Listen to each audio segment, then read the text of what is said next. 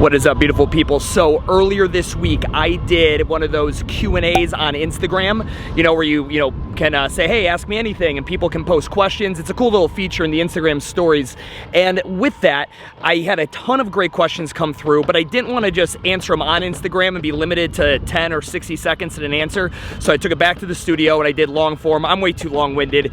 So I wanted to give these the appropriate amount of attention they deserve because they were good questions. So that's what this vlog is. It's an entire Q&A. I hope you enjoy it. But the other point I want to make on this, I love that Instagram feature. I think it's fucking amazing. I think my micro gym, your business, everyone should be doing that more often, especially for the micro gym. We all have what I call lurkers, people who follow our social media but are not customers. And it would be a great venue for you to go ahead and say, hey, listen, any of you guys that have been kind of watching us from afar but you're not a customer yet, what questions can we answer? And they'll go ahead and ask about pricing, or what is your class like, or what is CrossFit, or what if I've never ridden a spin bike before, whatever the fuck you're into. Go ahead and use that feature. I think it's a great way to connect with your audience who might be on the fence about your product, and now some personalization from business to you to them could really help close that gap going from consideration to purchasing. But anyway, guys, those are just my thoughts. Here's the vlog. Enjoy the Q&A. What the fuck, though? All right, so Liz asked what the biggest, problem, obstacle was from going from a big brand to going solo on my own, referring to CrossFit to Urban Movement. And Liz, I know you're local here, and I know you've probably had this conversation with some mutual colleagues of ours in the micro gym scene. And I know some people love what I've done and some people hate what I've done, and they agree with me or they don't. But that's exactly it. That's actually the answer to your question. The biggest obstacle was obviously financial. It was, you're going to lose some members. It's identity. People don't know what Urban Movement is. Everyone knew that CrossFit South End was CrossFit in South End. Like, it was super fucking easy. So identity, financial, these are things you anticipate, but you don't give a fuck. They are so worth the price of admission to doing your own goddamn thing. The amount of love I have for Urban Movement, the love affair I have with this, because it's like I literally created this little fucking idea in my brain and just it has come alive. It's like watching your own kid grow up is so much greater than what I had for CrossFit. When everyone asks me how do you just turn your back on CrossFit? I didn't build CrossFit. Greg Glassman has a love affair with CrossFit that I will never have. We will never have. I have a love affair with Urban Movement because I've built every single little component of it. And I'm not going to take 100% credit. I have an amazing team in Deuce and Isaac that have helped me build this thing and even put their own DNA in it, like Deuce and the programming identity and the workout class identity that we have. He is 100%, his DNA is all over that thing like a fucking bad crime scene. And it's just one of these things that I am so proud of this. It's worth the price of admission of no longer having a big name and having to go solo. How effective has our free week at Urban Movement been? That's the front end offer that we're running with currently. It's like anything else. We have day one, which is our free class. We've done the free week. That's pretty much for the most part. Oh, wait, hold. We've also done 10 for 20. 10 classes for $20. They all work. So if you're like, oh man, if it's working for Stu, I'm going to do it, just fucking do it. It's the most generic front end offer. Every studio, every gym in the fucking world has run a free week.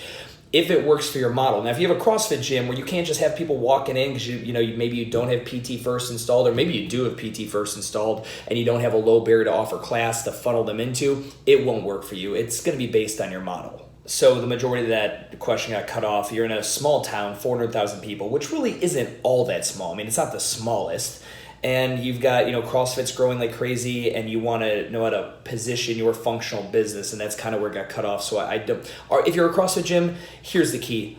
Go and look at what all those other CrossFits are doing, and then go antithesis to it. If they all look the same with the Rogue banner and the rig that looks like this, you can literally just aesthetically change the way you look, and that will create a different client experience and a slight differentiator. And then go look at what all the other things are doing. Because if CrossFit's growing, I'd assume you probably have other models that are growing, whether they be kind of these, boutique Orange Theory F45 like models, or something, maybe it's a bar class or spin studios. Even if it's not your methodology, go look at what they're doing. You'll be able to pull it all together. But honestly, if you really want to fucking stand apart, come to the Self-Made Goddamn Summit October 19th and 20th, and then to the Micro Gym Bar Crawl on the 18th, where we're going to go to Barry's Boot Camp, Orange Theory, Eat the Frog, F45, Iron Tribe, Metabolic, Urban Movement, and see what a thriving, crazy, advanced fitness market looks like, and then you could take it to your small town and run it through your own branding machine and make something that's gonna blow everyone out of the fucking water. Okay, the top 5 brand design firms I'd recommend on a budget. I mean, I don't know what they're gonna charge you, so I can't speak to your budget, but I'll tell you this right now, $5,000 is a pissant budget. It is, just like literally real companies do this for $30, $50, $80, $100,000, like it for real companies. Not that you're not a real company, like don't take it like that, but like you're a small time mom and pop, you're gonna need, you probably don't need what a $100,000 brand firm would do for you. You're not a national brand, that kind of scenario. But to give you a name, to give you a business, you're gonna have to get up really fucking early. I'm really excited. I've got a project I've been working on called the 4 a.m. branding project. We recently just started collabing and working with Metcon Creative out of Australia. Boris, the owner, also does the work for OPEX. So if you've been noticing a huge evolution in OPEX's branding, a lot of that has to do with the work Boris has put into making sure that their digital storytelling, from not only like the typeface and the font and like the language and the brand mission and all that are on point, but just generally just making sure that it's very consistent and well composed, that it sounds like the same person is talking every single time you look at one of their pieces of content on social media. Metcon Creative with Boris. I have a very awesome vlog coming out here later on in 2020 where I talk about the entire project that I've done, like the entire process of working with Boris and his team to finalize the branding for Urban Movement so that we can package this thing up for our future plans of franchising or licensing or whatever we end up doing down the line. But that's really the only firm I'm gonna be able to recommend to you on that kind of like shoestring type budget. I believe Boris and his team could probably find something that's gonna work for you. Okay, so you got a new building and you're planning on doing a rebrand and you're trying to figure out when's a good time to transition. Kind of like what I did with Urban Movement. Very, very slowly. I cannot give you the answer for you because I've got probably 15 other questions I would need to ask to give you a really good fucking answer to this, but I'm gonna get very generic. It is a coffee drip when you have a current clientele base that is paying for that new building. If you don't have the luxury, like I did, of having a bunch of money saved up, having a second revenue stream that makes a lot of money, and then you have your operating business, this gym, right, that is going to be operating inside of this new building, and maybe you purchased a new building and whatever you have with real estate companies and so on. If you have that unique kind of multiple corporate structure and you can, rob Peter to pay Paul type scenario, you have more risk or you have less risk. But if you don't, and your main source of income is just the gym, and those are the people you're rebranding and changing things and all that, and you have not taken the actual steps, the precautionary steps to make sure that this rebranding is going to go over with as minimum casualties as possible, you're going to be in a lot of trouble. So the best thing I can tell you is, number one, make sure that it's slow dripped. Make sure, number two, that you know why you're doing this and you can communicate it to people in a way that I don't know, Apple just fucking hit my phone. By the way, I'm doing this whole thing on my phone. Like, I'm recording this entire thing. So any of you fucks who say you need to use, fancy equipment, you don't. Just use your phone. Anyway, going back to this, if you understand it and it's a selfish reason why, because you just don't want to be CrossFit anymore, that's not good enough. The members will never get that. You need to make sure you truly understand the entire branding process and the whole rebranding process. And you're probably another great fucking candidate to be here in October as well for the Self-Made Summit. But best of luck. Just go smooth and steady. There will be times when you rip Band-Aids and go quick with it, but the majority of the rebranding process, when that's your main source of revenue, is gonna need to be slow and steady. Okay, Adam's my dude. And I'm answering this because the fucker can't make it now to the Self-Made Summit, so I gotta be able to help him. What are some of the best reasons to rebrand, worst reasons? Core values, core focus. When your core values and core focus personally as an entrepreneur and as a business owner and a thought leader no longer align with what you're doing, it's time to rebrand. When the market moves on you, right? When the market changes and adjusts, when there's maybe such crazy advanced technological advances that make certain things irrelevant, like Radio Shack, and they needed to kind of reposition. They didn't really rebrand, right? They still sold electronics. They needed to reposition that name, and they went to The Shack, and we all know how that ended for them.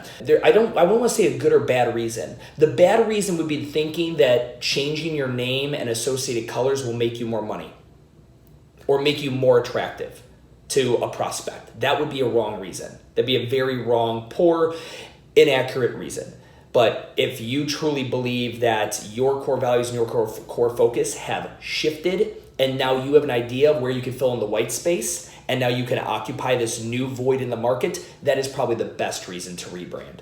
Is it possible for you to rebrand the style of CrossFit that you do, but still be doing CrossFit? Why? Like here's things like style. Here's CrossFit. You're not going to do anything different enough and still be a CrossFit gym to move the needle. Like, ooh, that's the CrossFit gym, but they're the CrossFit gym that isn't really intimidating. I'm going there. Like that's not good. The needle's not going to get moved that way for you. If you're a CrossFit gym, just do CrossFit. And all it is constantly varied functional movements at high intensity. It's what Orange Theory is doing, and Metabolic, and myself, and it's all that we're all doing. Constantly varied functional movements at high intensity. What you found the real winners, and anyone going to the Self-Made Summit will see this when Alchemy, myself, and Metabolic talk, you very specifically, uniquely, and in the white space theory, identify those 3 markers. And those 3 markers can put you in the white space of where nobody else is playing. Now, when you've done that, you owe it to your business to rebrand, because now you're doing something that is truly unique. But no, if you're a CrossFit gym and you just want to have the reputation of not being a shitty CrossFit gym, just don't be a shitty CrossFit gym. But stop thinking that you're going to tweak a few things in your CrossFit gym and you're going to be able to pull in the prospects not looking for CrossFit, or people who have preconceived notions of CrossFit. You can throw a ton of education into your marketing game plan to re-educate the market, but that's the hardest thing out there in marketing, is having to re-educate someone's current paradigm. So from the sounds of it, man, stick with CrossFit, do it better than anybody else, be unapologetic with it, and I think you'll do just fine as a CrossFit affiliate. How do you find inspiration to create something different? Simple. You actually have to think differently. Everybody, like even the people coming to the Self-Made Summit, I truly hope they don't think that they're going to come in and we're all going to have shots of fucking creative juice and inject them in the goddamn jugular. And all of a sudden, they're going to have crazy creative ideas for the rest of their entrepreneurial career. That's not how this works. If you're not a creative person, you need to hire somebody who is. You need to partner with somebody who is. Being creative is like being tall. You either are or you are not. And it's one of these things that you have to realize creativity in business is an X factor a lot of people don't want to talk about. The reason I can get up on fucking talking to myself or a keynote with no PowerPoint and I can just talk for 45 minutes and just fucking go and I don't rehearse this and this is a one-shot video and I know I can just spit it from the dome here is because I know it in my heart. Like it's what I breathe. It's what I live on. I know this thing in and out. It's all I associate myself with. So while my ideas might seem creative to Joe, like, oh man, I wish I would have thought of that idea, Stu. It's not that I'm necessarily creative. This is just my arena that I excel in. Some of us that own micro gyms excel at the programming and workout creation. Some of us excel at the relationship creating that we have with people. And you need to go all in on that. If you're not feeling creative every once in a while, I think that's where it helps to maybe watch some content. Like I love watching stand-up comedy. I love watching TED Talks. I love watching, two business owners in different but related industries, like maybe the hospitality industry talk. Like I will go and sit with someone who manages a local, like very nice hotel and talk with them. Those are things that get my creative, juices going, is being around other creative people. But if you're just one of these people that just is in a little slump, one of those tactics might work. But if you're just one of those people that are not creative, I can't fix that. Just like I can't make you tall. So you need to outsource it, hire someone who's creative, come to the Self-Made Summit and get to ask creative people how they think you should handle it for your business. That's pretty much all I got for you. You got to outsource it from somebody else. You need to outsource it from an event, from a book, from a business coach, because again, it's a genetic thing. You either have it or you fucking don't.